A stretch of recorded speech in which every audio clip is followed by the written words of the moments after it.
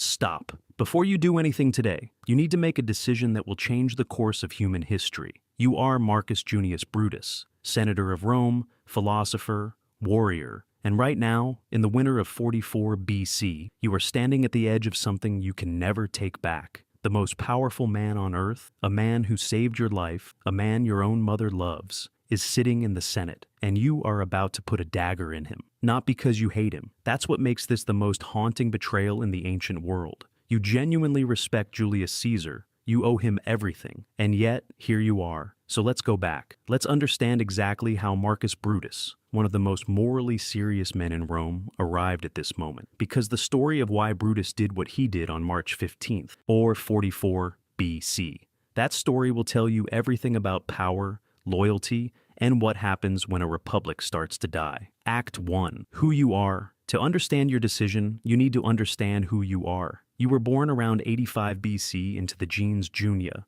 one of the most storied bloodlines in all of Rome. And the name Brutus is not just a name, it is a legend. Your ancestor, Lucius Junius Brutus, was the man who, in 509 BC, drove out the Etruscan kings and founded the Roman Republic itself. He became one of the first two consuls in Roman history. The Brutus family is, literally, the family that gave Rome its freedom. You carry that weight every single day. Your childhood is not easy. Your father, also named Marcus Junius Brutus, rebelled against the Senate and was besieged by forces under Pompey the Great. Your father surrendered under the promise of amnesty. Pompey had him executed anyway. Your family never forgot that. You grew up with the name of Pompey as the man who killed your father. And yet, here is your first contradiction. When the civil war breaks out between Julius Caesar and Pompey in 49 BC, you fight on Pompey's side. Not because you love Pompey, but because Pompey represented the Senate, the Republic, the Constitution, and you are a man who puts the public good above personal feelings. Plutarch will later say exactly that about you. He will write that you believed you ought to put the public good before your private loyalties. Caesar crushes Pompey at the Battle of Pharsalus in 48 BC. You are captured.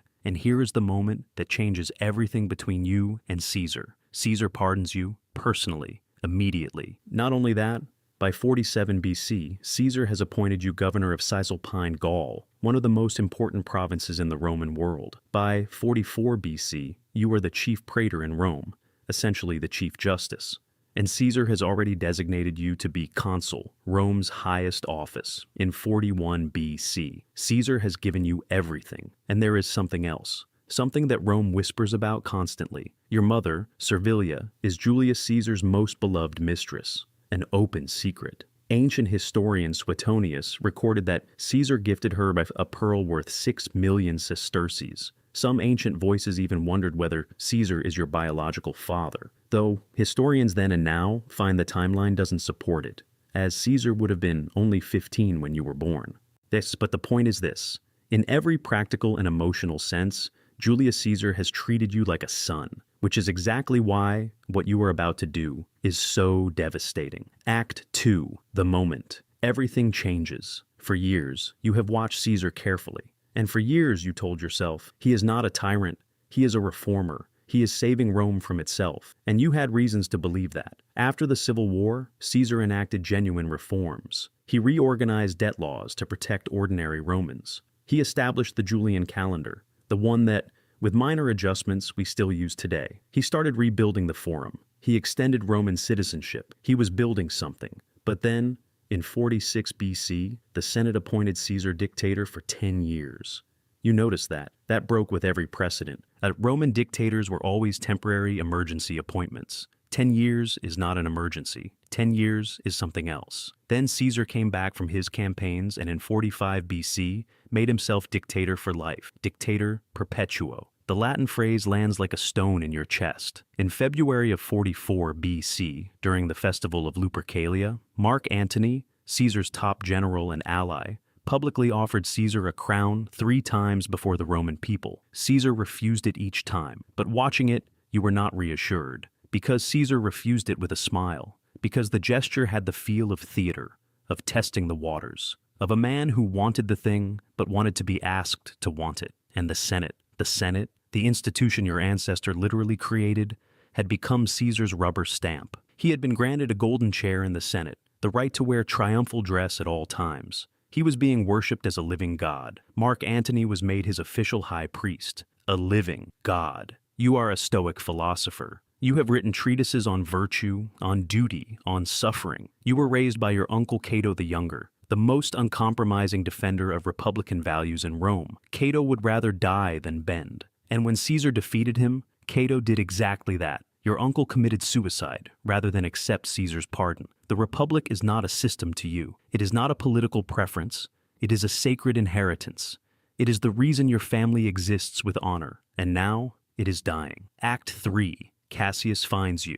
On the evening of February 22nd, 44 BC, your brother-in-law, Gaius Cassius Longinus, comes to you. Cassius is a harder man than you. He is a military commander, a former Pompeian. He has personal grievances against Caesar. Caesar once humiliated him, and Cassius still burns over it. Ancient historian Dio Cassius would later say that Cassius nursed a personal animosity rather than purely ideological objections to tyranny. But Cassius knows something crucial. If the conspiracy against Caesar is going to be seen as a legitimate tyrannicide, not just a political murder, it needs your name on it, because you are Marcus Junius Brutus. Your reputation for honesty and virtue is unmatched in Rome. You have turned down bribes. You have made enemies by refusing to compromise. Even your political opponents respect your character. Cassius lays it out to you. Caesar must not be allowed to become king, not a king in name only, a king in fact. If they do nothing, the Republic will die in their lifetimes. You discuss it for hours. You agree that something must be done, but you are already thinking differently from Cassius. Cassius wants this to be fast, ruthless, decisive. He believes Mark Antony should be killed alongside Caesar. Antony is too dangerous, too loyal, too capable of revenge. You say no. You say absolutely not. If we kill Antony, you argue, we cannot justify it as tyrannicide. We are claiming to kill a tyrant who threatened the Republic. Antony has not done that. Killing him makes us murderers, not liberators. It is a decision that will, later, cost you everything. You also debate whether to involve Cicero, Rome's most famous orator, beloved by the common people, respected across the empire. Cicero despises Caesar's rule. He would be a powerful ally. But you and Cassius agree that Cicero, now over 60, is too cautious. He would slow things down, demand more deliberation, prioritize safety over action. You leave him out. Over the following days and weeks, you begin recruiting, slowly, carefully. You meet in small groups, in private homes. Never openly, never in places where you might be overheard. You prefer men near the age of 40, not reckless young men, not frail elders. Senators who have the stomach and the principle to see this through. Brutus himself asks Pacuvius Labeo directly on March 2nd whether it is wise for a man to put himself in danger to overcome evil. Labeo says yes. He is in. Decimus Junius. Brutus, one of Caesar's own trusted war companions, joins on March 7th. Gaius Trebonius, another Caesarian, joins. So do the brothers Casca, Tilius Cimber, Minucius Basilis, Weiss, and others. In the end, there are approximately 60 conspirators. You are careful to note that not everyone joins for noble reasons. Some join because they feel Caesar did not reward them enough. Some join because of old jealousies. You know this. But you need enough men to surround Caesar and prevent his allies from defending him. Purity of motive cannot be your only standard. You are Brutus. You are trying to save the Republic. You tell yourself the cause is just enough. Act 4. The weight on your shoulders. These final days before March 15th are not easy. Your wife, Portia Catonis, daughter of Cato the Younger, the most stoic woman in Rome, knows something is deeply wrong with you. Plutarch records the details. She notices your sleeplessness, your agitation, the way you stare at nothing. She is, as Plutarch writes, a woman fond of her husband and full of sensible pride. She wants to know, she demands to know, and to prove to you that she is worthy of sharing your secret, that she can hold it without breaking. She takes a dagger and cuts her own thigh, deeply. She bleeds heavily. She falls feverish. And when you rush to her in horror, she says to you, I was brought into your house not like a concubine, to share your bed alone, but to be a partner in your joys and a partner in your troubles. You tell her. She carries it alone. On the morning of March 15th, her anxiety is so extreme that she faints from the strain of waiting. Meanwhile, Rome itself seems to be sending signals. Ancient historian Virgil would later write that strange things were happening in these days. Unusual signs, ill omens, dogs behaving strangely, birds seen in wrong places. Whether you believe in omens or not, these stories tell you how high the tension in the city has risen. And Caesar is getting warnings. A seer named Spurina, a haruspice, a reader of animal entrails, has warned Caesar that his life is in danger no later than the Ides of March. Caesar passes him on his way to the theater of Pompey on March 15th and says, with confidence, "The Ides of March have come." Spurina replies quietly, "Yes, but they have not yet gone." Caesar's wife Calpurnia begged him that morning not to attend. She dreamed of his bloody body the night before. Caesar himself wavered, and here is where your fellow conspirator Decimus Brutus, not you but Decimus, makes the difference. Decimus goes to Caesar's house and convinces him to attend. He tells Caesar the Senate is planning to offer him a great honor that day, that if he does not come, the senators will say he was afraid.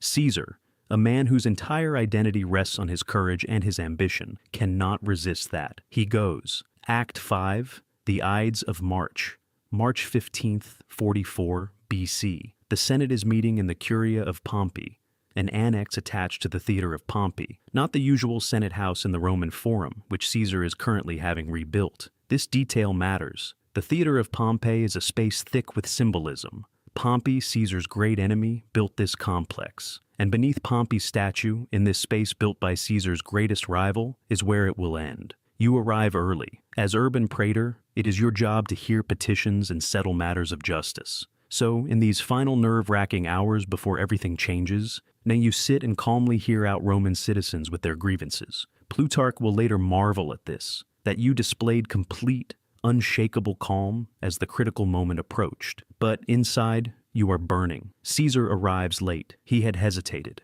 But he is here now. The conspirators close in. The plan is precise. Tillius Cimber approaches Caesar first with a petition, asking for the recall of his exiled brother. This is the signal. When Caesar dismisses the petition, Cimber grabs Caesar's toga and pulls it down from his shoulder. Publius Casca strikes first, a stab to the shoulder. Caesar grabs Casca's arm and cries out. Suetonius records his words as, "Why, this is violence.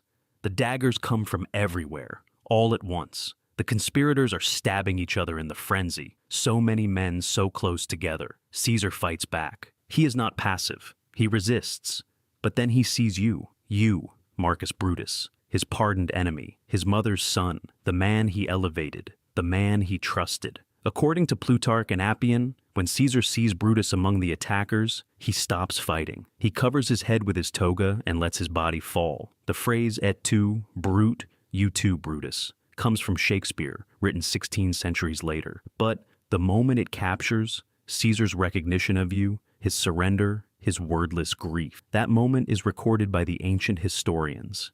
It is real. Caesar is stabbed 23 times. Only one wound is fatal. The physician Antistius later examined the body and concluded it was a stab between the ribs that killed him. His body falls at the base of Pompey's statue. The senators who were not part of the conspiracy flee in terror, running through the streets of Rome, screaming. Act 6, the catastrophic aftermath. You expected the people of Rome to cheer. You expected senators to rise and declare the republic restored. You and Cassius had imagined a clean moral clarity, a tyrant removed, freedom returned, the Constitution honored. Instead, silence, panic, confusion, no plan for what comes next. You and Cassius had not agreed on any program for governance after the assassination. You had stabbed Caesar without deciding what Rome would look like the next morning. It is, as Cicero himself later wrote, a conspiracy carried out with the courage of men and the foresight of children. Mark Antony, the man you refused to kill, moves immediately.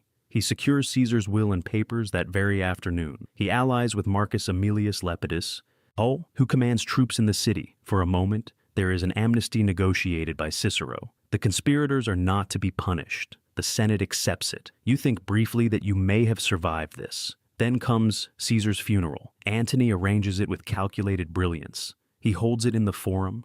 He displays Caesar's blood-stained toga. He reads Caesar's will aloud, which reveals that Caesar has left money to every Roman citizen and turned his private gardens into a public park. He reads the will and notes that Caesar named some of his own assassins as heirs. The crowd erupts. They build a spontaneous pyre on the spot, burning benches and furniture and cloaks. Ancient sources record that Antony displayed a slowly rotating wax mannequin on which all 23 stab wounds could be seen. The people of Rome do not see liberators.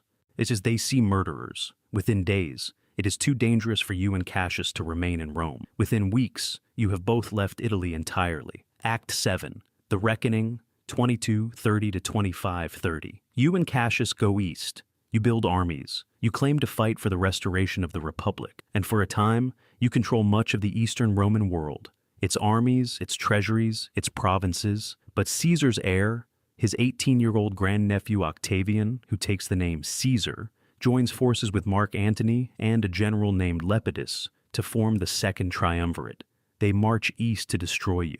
In October of 42 BC, at Philippi in Macedonia, the two sides meet in battle. In the first battle, Cassius's forces are pushed back. That Cassius misreads what is happening on the battlefield. He believes the situation is worse than it is, and he kills himself rather than be captured. You fight on alone. In the second battle, at Philippi, your army is crushed by Octavian and Antony. You will not surrender. Plutarch records that you withdrew from the battlefield and fell on your sword, dying as a Stoic, with the words of the philosophy you had lived by on your lips, though you confess that virtue had not produced the outcome you expected. Your wife Portia, back in Italy, hears of your defeat. She takes her own life by swallowing burning coals, choosing death over living under the rule of Caesar's successors. Mark Antony, according to Shakespeare and confirmed by Plutarch, called you the noblest Roman of them all at your death. And Plutarch himself would write that you were the only one of the conspirators to have killed Caesar purely because of the splendor and nobility of the deed,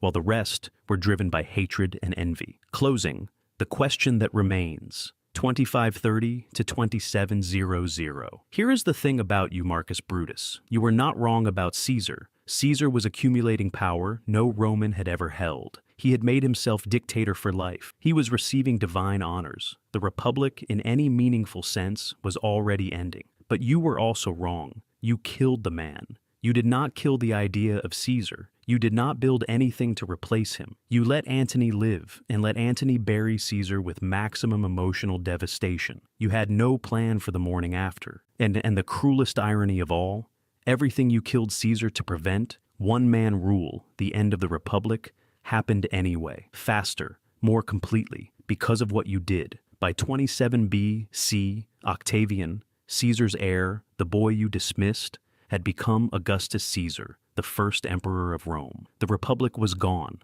not saved, gone. Julius Caesar's killers had attempted to stop a dictator. They had inadvertently created an empire. You were Marcus Junius Brutus. You were brilliant, principled, courageous, and catastrophically wrong about what killing one man would accomplish. And 2,000 years later, the world still cannot decide whether to call you a hero or a traitor. Maybe that is your real legacy.